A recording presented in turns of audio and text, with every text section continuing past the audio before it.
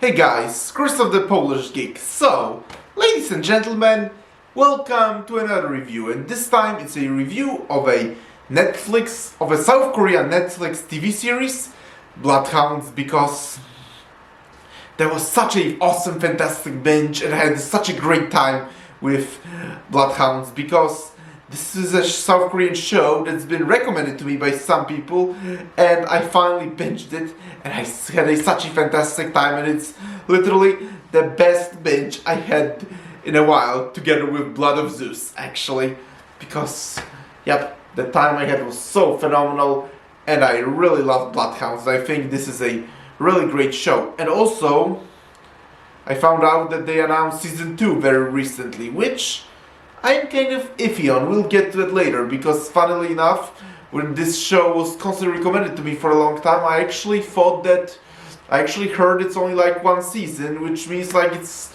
sort of a mini-series, and when I finished it, I thought, I don't see a picture room for a season 2, because it seems like the story is complete, but then I looked it up and it seems like season 2 has indeed been very recently announced. But we'll get to that later. For now, let's talk about Bloodhounds, because again, this show was such a fantastic, awesome binge. You probably keep hearing from many people, like many YouTubers, that it's hard to find something good to watch, that good stuff isn't really being made nowadays. Well, it very much is still being made.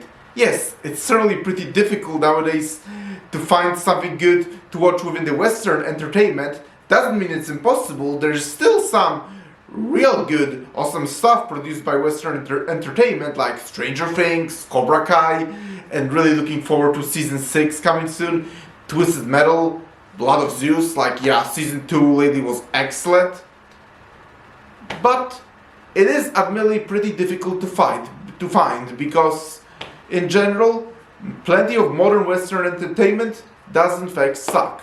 But we keep forgetting that there is so much actually Asian or Eastern European entertainment that's really awesome, and of course there is Japanese anime, but there are also now plenty of awesome live action Asian shows, and Bloodhounds is a perfect example.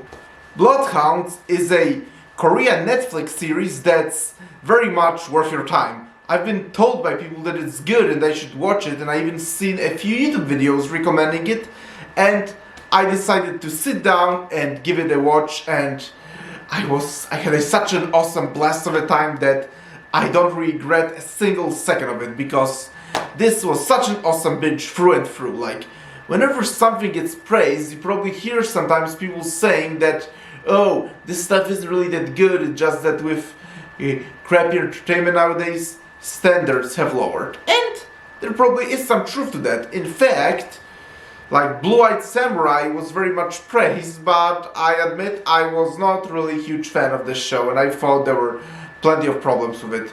But Bloodhounds is just awesome, and if it was done 10 years ago, it would still be a very amazing, awesome show either way, because Bloodhounds is simply a fantastic show with a great story, great characters, and really awesome fight scenes.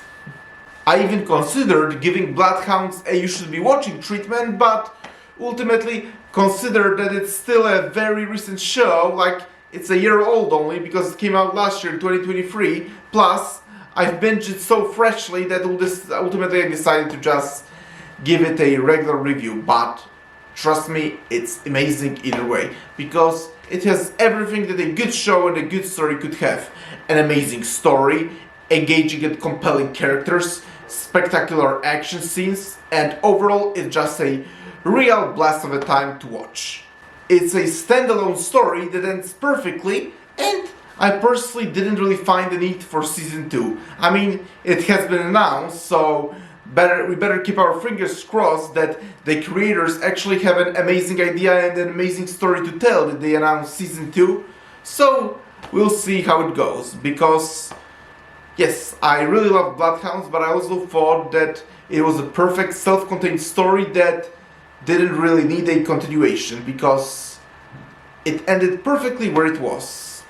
There are overall 8 episodes in total in this series, and they are all around an hour long, but none of them are boring. They are all a really great and fantastic time to watch. But as I said, they also end on a very perfect, satisfying note, and I feel the story has been told.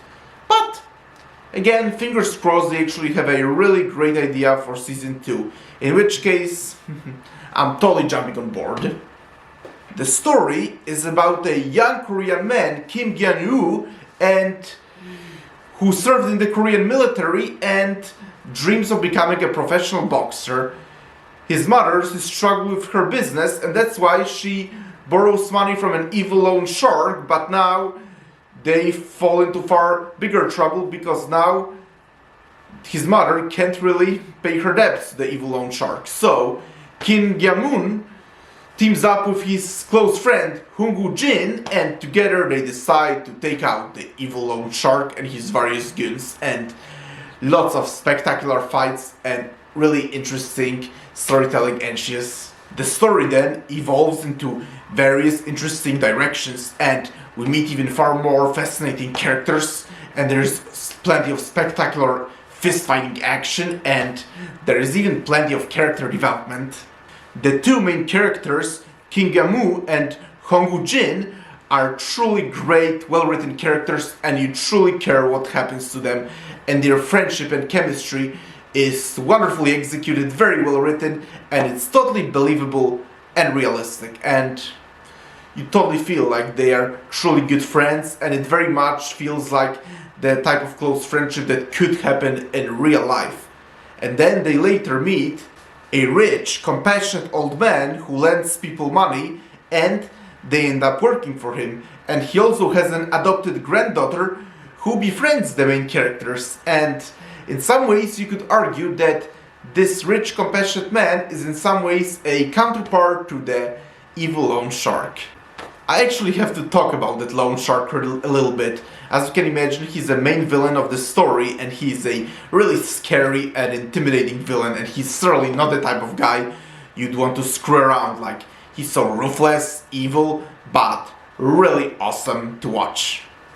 And whoever portrays him does a fantastic, phenomenal job. Just look at that face. Yep, he's clearly not the type of guy you'd ever want to mess around with, or probably even have anything to do with, actually. He's certainly not the type of guy you would ever want to encounter in real life.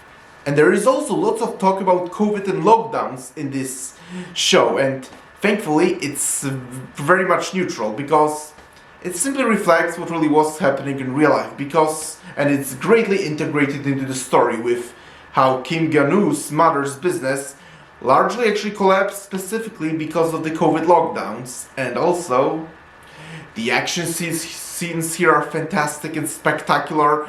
Like, they are generally done by fist fighting, but they're so awesome. And what also differentiates them from most of Western media is that the fist fights actually look very realistic and believable, actually. And the fact that the two main characters are boxers largely makes them far more logical in the whole context, actually.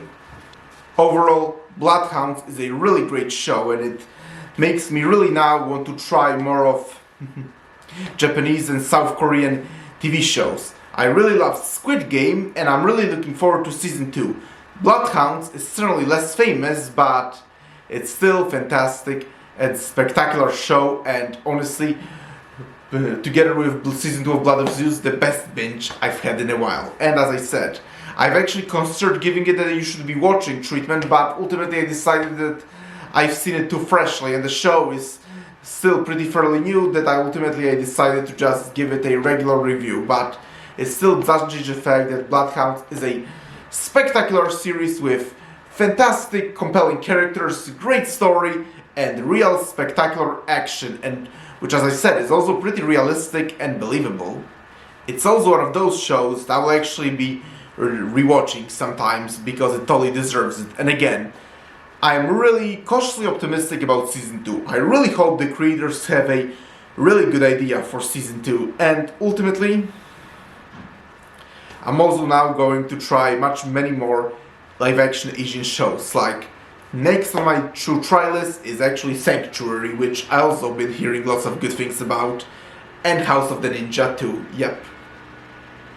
And All of Us Are Dead, although that one has actually been pretty famous, but I still didn't get around to watching that one. But yes, I really love Bloodhounds, and now I'm going to be watching more of those live action agent shows. So everyone, thank you for checking out this video.